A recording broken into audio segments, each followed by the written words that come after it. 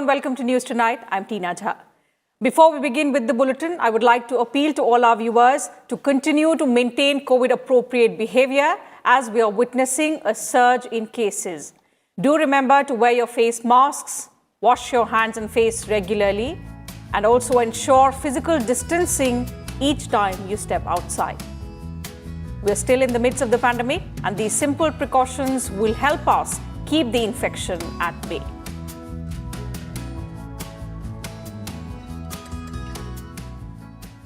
And now let's move to the headlines of the day.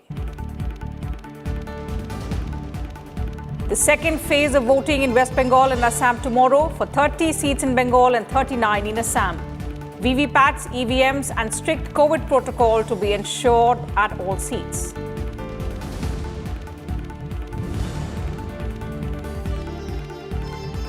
COVID vaccination for 45 plus age group begins tomorrow. 6 crore 30 lakh people vaccinated across the country so far. Over 50,000 positive cases recorded for the 7th day in a row.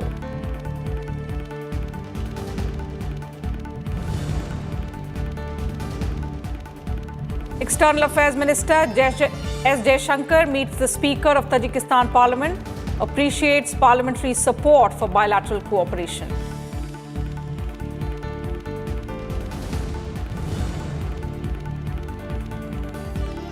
Union Cabinet approves 10,900 crore rupees investment under the PLI scheme for food processing industry, move to ensure better prices and higher incomes for farmers.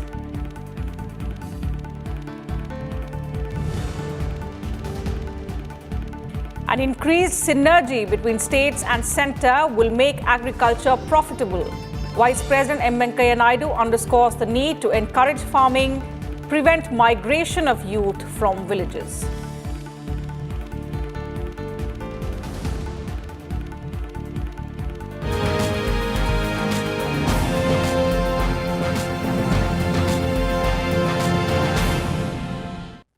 In the poll-bound states of Assam and West Bengal, all necessary preparations have been made for the second phase of polling on Thursday. In order to enhance the transparency and credibility of the election process, the Election Commission has decided to use voter verifiable paper audit trail, that's the VVPAT, along with electronic voting machines at every polling station. In view of the prevailing COVID-19 pandemic, the poll panel has also decided to allow a maximum of 1,000 electors at one polling station instead of 1,500 as was the case earlier.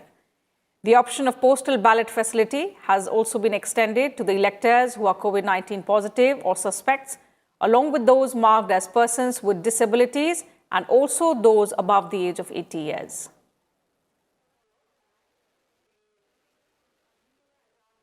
So the stage is set for the second phase of assembly elections in West Bengal on Thursday, where more than 75 lakh voters will decide the fate of 191 candidates in 30 seats. In Bengal, 171 candidates will be vying for the 30 seats in 4 districts during the second phase. All 10,620 booths where polling will be held in this phase have been declared as sensitive by the Election Commission. The BJP and the ruling Trinamool Congress are contesting on all 30 seats, while the Congress, the left parties and their alliance partner, the Indian Secular Front, are fighting under the banner of Sanyukt Morcha. The CPIM has fielded 15 candidates, the Congress 9, the BSP 7, CPI 2, and AIFB and RSP 1 each, while also there are 32 independents along with 44 others in the fray. Nandigram will be one of the prime focus in the second phase, as the assembly seat will witness the tough competition between Chief Minister Mamata Banerjee and her former close aide, now BJP leader Suvendu Adhikari, along with CPIM youth leader Meenakshi Mukherjee. The state is witnessing elections in 8 phases. The counting of votes will take place on the 2nd of May. And the stage is also set for the second phase of assembly elections in Assam, in which 39 of the 126 seats will go to polls on Thursday. Over 73,44,000 voters will decide the fate of 345 candidates. There are 3 main alliances this time in Assam, which include the BJP-led NDA, with partners AGP and the United People's Party Liberal. The Grand Alliance, which is led by the Congress Party and includes All India United Democratic Front, the Bodoland People's Front, and also the left parties. And besides, there is another conglomerate of Assam Jatiya Party and Raijor Dal. The BJP has fielded 34 candidates, the Congress 28, AJP 19, AIUDF 7, AGP 6, and BPF has 4, while there are also 176 independent candidates in the fray. Union Home Minister and senior BJP leader Amit Shah has said that the BJP government in Assam seeks to free the state of terrorists, while the Congress party thrives on internal conflict. He was speaking at a rally in Assam's Chirang as part of his campaign for the BJP. He said that the party had also fulfilled its promise of ramping up development in the state. He also said that the BJP will fulfill every promise made in the Bodoland Agreement before the year 2022. Amit Shah held 3 election rallies in Assam on Wednesday. घुसपैठ नहीं रोक सकते हैं, घुसपैठ रोकने का काम हमने किया है, एक और 5 साल दे दीजिए, आदमी तो क्या परिंदा भी पैर न मार पाए, ऐसे आसाम की रचना हम करें। विकसित आसाम के लिए ये बहुत जरूरी है कि आसाम को बाढ़ मुक्त बनाया जाए। हमने हमारे संकल्प पत्र में वादा किया है कि अगले 5 साल के अंदर हम आसाम को पूर्णतया बाढ़ मुक्त बनाने का वादा करते हैं। आसाम में बाढ़ कभी न आ पाए, इस प्रकार की व्यवस्था करें। And Congress leader Rahul Gandhi also began his 2-day visit to pole-bound Assam. He first visited the famous Kamakhya temple in Guwahati. Later, while addressing an election rally in Chaigaon constituency, he said, unlike the BJP, his party keeps the promises made to the people during elections. He also claimed that the Congress had made its poll promise of 5 guarantees in consultation with the tea garden workers, the youth and women of the state. At another rally in Barkhetri constituency, Rahul Gandhi alleged that the BJP has dried up employment avenues, particularly in Assam. आज असम में उन्हें रोजगार नहीं मिल सकता। BJP रोजगार देने की कोशिश नहीं करती, इन युवाओं की मदद करने की कोशिश नहीं करती, इन युवाओं को सपना पूरा नहीं करने देती, उल्टा असम पर आक्रमण करती है।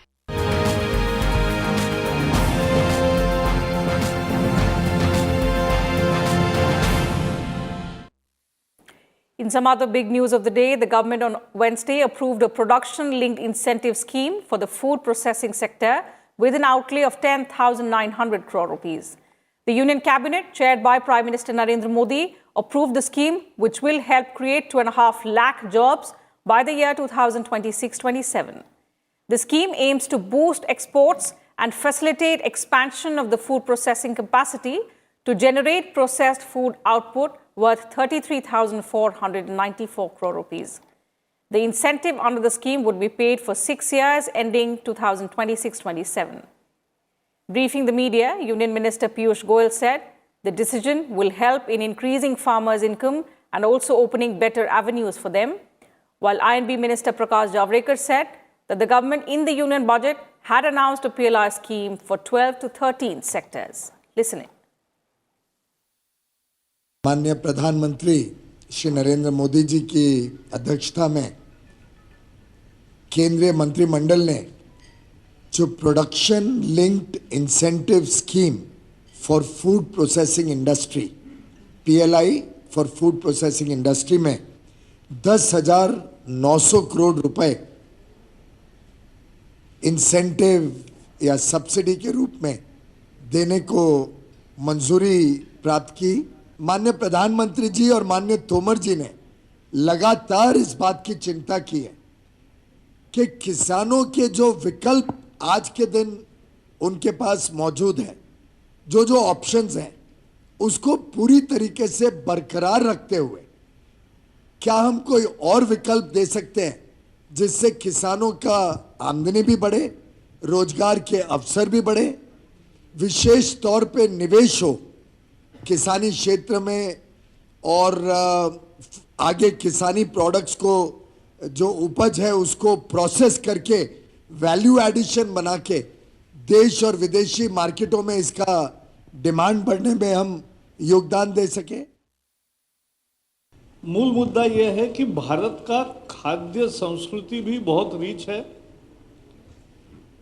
लेकिन भारत का ब्रांड बिल्ड नहीं हुआ है। तो दुनिया में भारत का ब्रांड बने, विदेशी और हमारा निवेश भी ज्यादा हो, उसके साथ साथ एक रोजगार की नई संभावनाएं बहुत तैयार हो और मूल किसानों को लाभकारी मूल्य मिले।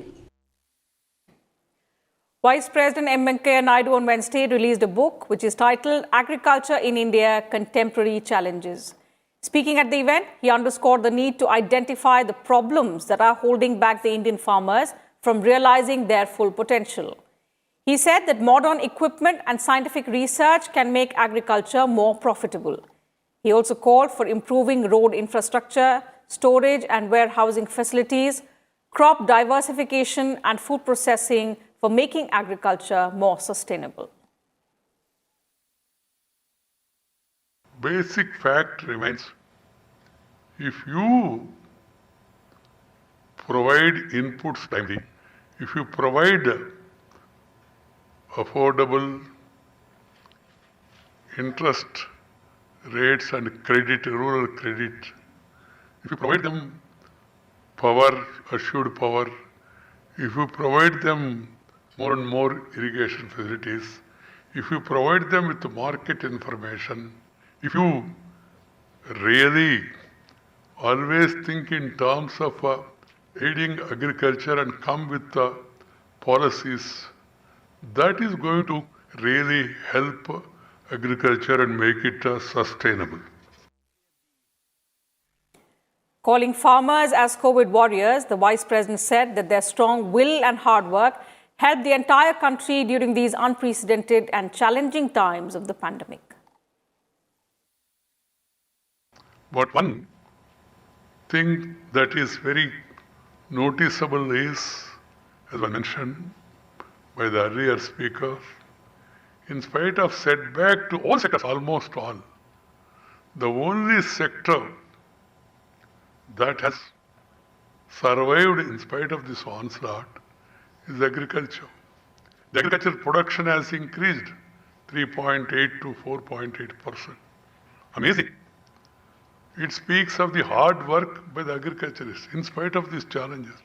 That's why when people talk about the frontline warriors, I suggested the farmers also should be brought into that category of frontline warriors. The Supreme Court appointed committee to study the 3 new agricultural laws has submitted its report to the Apex Court. The panel submitted its report on the 19th of March to the Supreme Court in a sealed cover. Remember, the top court had on the 11th of January stayed the implementation of the 3 farm laws until further orders and appointed a 4-member panel to resolve the impasse between the government and the farmers over these laws. The committee was given 2 months' time to study these laws and also consult all stakeholders. The panel held a total of 12 rounds of consultations with different stakeholders, including the various farmers' groups. It also held 9 internal meetings before finalizing the report.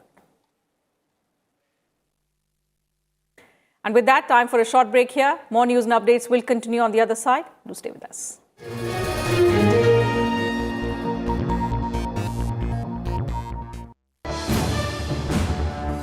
Watch The Big Picture at 9:30 p.m. only on Rajya Sabha television.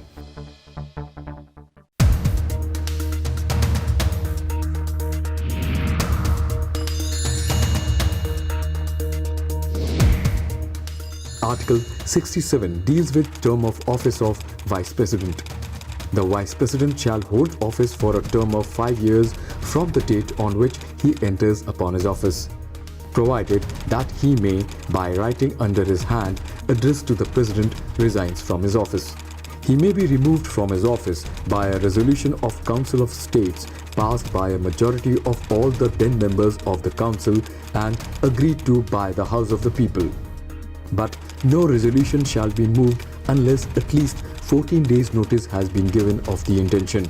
He shall, notwithstanding the expiration of his term, continue to hold office until his successor enters upon his office.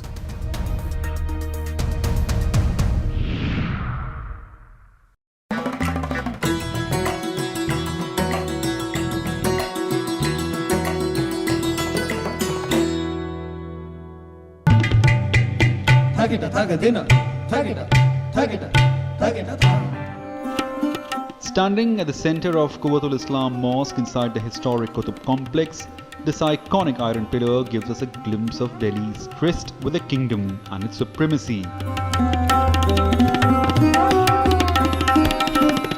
This iconic pillar bears an inscription written in a later form of Brahmi script of Ashokan time. The inscription on the pillar talks about the victory of a great king, defeating his enemies from the expanse of areas between what is now Bengal to Punjab. The pillar is 7 meters tall and is 1 meter below the ground with diameter of 48 centimeters at the foot, getting slender at the top, measuring 29 centimeters. Weighing approximately 6.5 tons, the pillar was manufactured by forged welding and has not rusted ever since. As per the popular folklores, Delhi's Rajput king Anangpal Tomar gave this land a name based on this pillar. The story goes that King Anangpal Tomar was told by a sage that this pillar is immovable and rested on a hood of a serpent king, Vasuki.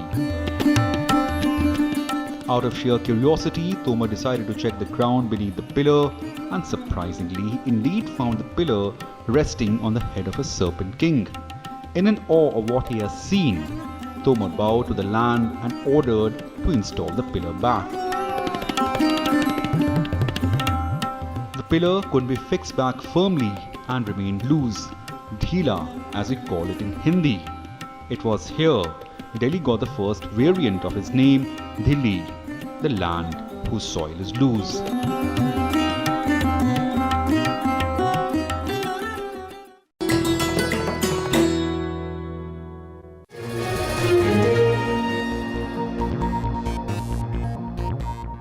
Welcome back. You're watching News Tonight. External Affairs Minister S. Jaishankar said on Wednesday that there is potential for further bolstering India-Tajikistan economic cooperation after his meeting with his Tajikistan counterpart, Sirojuddin Muhriddin, and also urged the business community on both sides to engage more intensively with each other. Both leaders held detailed talks on all aspects of bilateral relationship as well as issues of regional and international interest. As Jaishankar said, while our bilateral strategic relations have grown and expanded over the years, there is huge potential for further strengthening our economic cooperation. S. Jaishankar also met Tajikistan's speaker and appreciated the strong parliamentary support for Indo-Tajik cooperation. On Tuesday, he had attended the 9th Heart of Asia Ministerial Conference on Afghanistan. This is his first bilateral official visit to the key Central Asian country as External Affairs Minister. We have very good relations. We have very strong economic cooperation. We are building a road between Dushanbe and Chotut, the bypass. It's a very good example of our cooperation. Just a few days ago, you had corona vaccines which had come from India to Tajikistan. So I think today, whether it is in development, whether it is in security, whether it's in political sphere, we are really very I think close partners, and we value this relationship very much. Ahead of the next phase of COVID-19 vaccination, which includes the 45+ age group, Union Health Secretary Rajesh Bhushan reviewed the vaccination drive and preparations with all states and union territories. The states were directed to scale up vaccination, especially in districts showing a surge in cases. They've also been advised to keep vaccine wastage below 1%. Starting the 1st of April, all people above the age of 45 years can get vaccinated against novel coronavirus, irrespective of comorbidities. Beneficiaries can register themselves in the CoWIN platform, the Arogya Setu app, or through on-site registrations as well. Meanwhile, over 3 crore 30 lakh people, in fact, 30 lakh COVID-19 vaccine doses have been administered across the country till date. Over 82 lakh healthcare workers have received the first dose of the vaccine, and 52 lakh healthcare workers have also received the second dose, while 90 lakh frontline workers have got the first dose, and 37 lakh of them have also received the second dose of the vaccine. In addition, over 3.5 crore people above the age of 60 and people above 45 years with specific comorbidities have also been vaccinated across the country.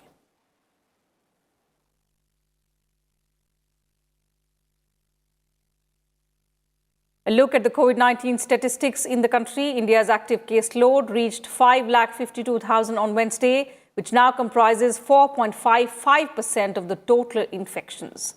53,480 new cases were reported just in the last 24 hours from different parts of the country, taking the total COVID-19 tally in India to over 1 crore 20 lakh. With 354 deaths reported in the same period, the total death toll due to COVID-19 reached 1,62,468. 41,280 recoveries were registered in the last 24 hours. The total recoveries have now crossed 1 crore 14 lakh, while the national recovery rate has further come down to 94.11%. Maharashtra, Chhattisgarh, Karnataka, Kerala, Tamil Nadu, Gujarat, Punjab, and also Madhya Pradesh continue to report high daily cases of coronavirus, and these states together contribute about 84.73% of the total fresh cases that have been reported in the last 24 hours. Maharashtra had the highest daily new cases at 27,918, followed by Chhattisgarh with 3,108 new cases, while Karnataka also reported 2,975 new cases of coronavirus. Union Health Minister Dr. Harshvardhan released a document chronicling the ministry's response to the COVID-19 pandemic between January and November last year. The document, titled Chasing the Virus, a Public Health Response to the COVID-19 Pandemic, is a factual narrative of the health system's response across the nation to the unprecedented health emergency. The document captures the various facets of the response, spanning pandemic-related actions, as well as enabling health systems to provide uninterrupted access to non-COVID-19 essential health services.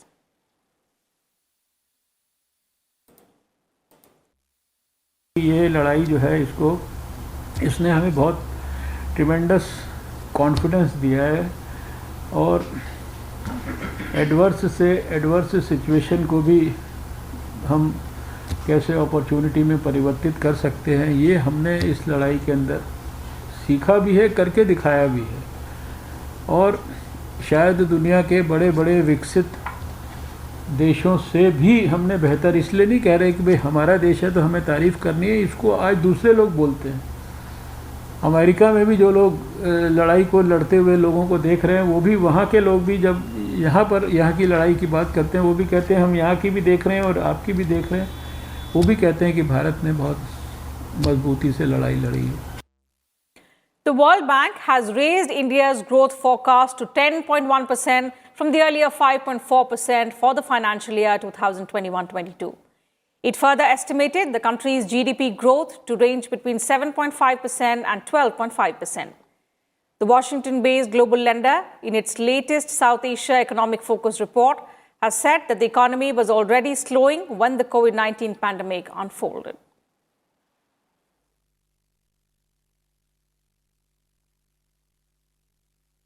So that's it from us in this bulletin. But before we leave, I once again appeal to all our viewers to continue to maintain COVID-appropriate behavior to stay safe from the ongoing COVID-19 pandemic.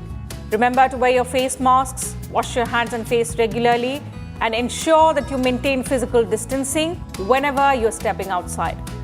These simple precautions are all that it takes on our part to defeat the pandemic. Take care, good night, and thank you for your time.